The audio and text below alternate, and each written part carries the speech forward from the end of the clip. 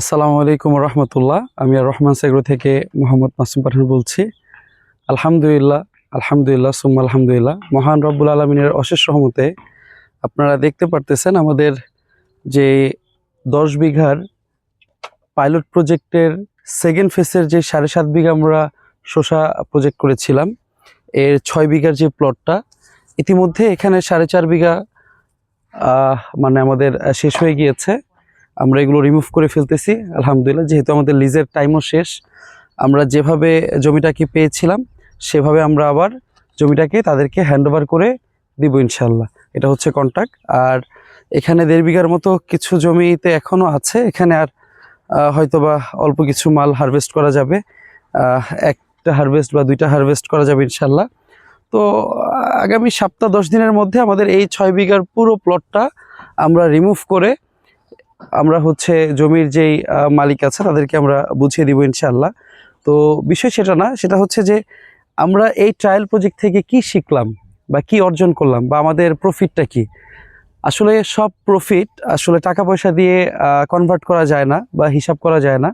হয়তোবা আমরা পাইলট প্রজেক্টের প্রথম ফেজটা ক্ষতিগ্রস্ত হয়েছি শিলাবৃষ্টিতে, আমরা শিখেছি, বুঝেছি যে আসলে আমরা যতটাই এক্সপার্ট হই না কেন বা ইনএক্সপার্ট হই না কেন, আমাদের এফোর্ট যত স্ট্রং থাকুক অথবা মানে হচ্ছে যাই থাকুক না কেন, আল্লাহর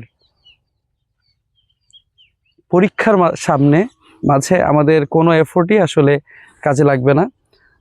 যথেষ্ট আমাদের ফলন এসেছিল, বাট শিলাবৃষ্টিতে সব ডিস্ট্রয় হয়ে গিয়েছে। এখানে একটা বড় একটা লেসন আমাদের ছিল।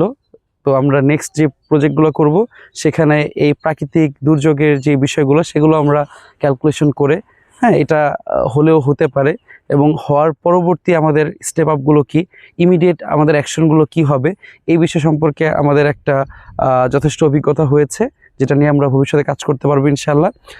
পাশাপাশি সেকেন্ড ফেজে যখন আমরা আবার ট্রাই করলাম সেক্ষেত্রে আমাদের যথেষ্ট ফলন হয়েছিল। আমরা ফলনের দিক দিয়ে সাকসেস।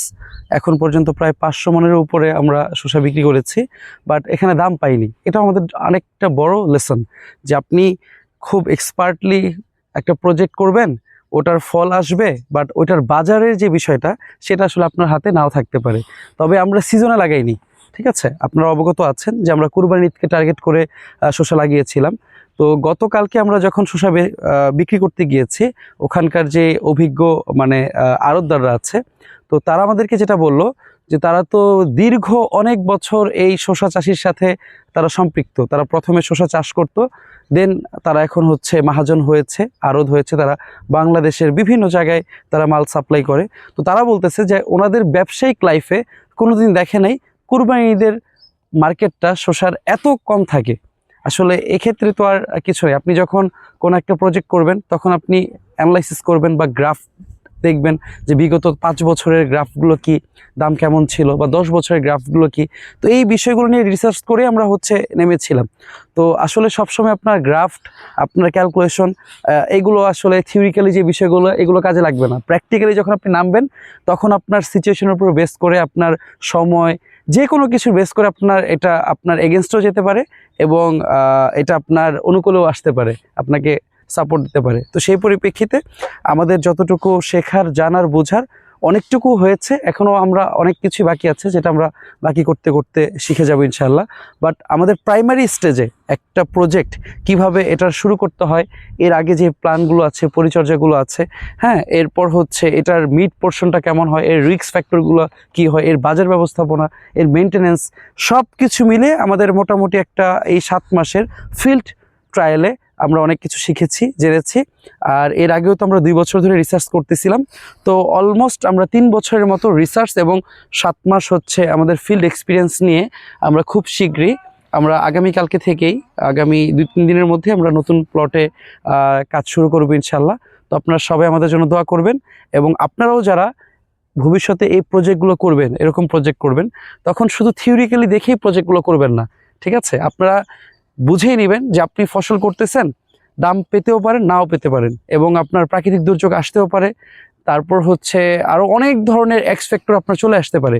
এগুলোকে কিভাবে আপনারা মেনটেন করবেন, এটার ব্যাকআপটা আপনারা কিভাবে দিবেন, এই সার্বিক বিষয় বুঝে শুনে জেনে এরপর আল্লাহর উপর তাওয়াক্কুল রেখে দেন আপনারা শুরু করবেন।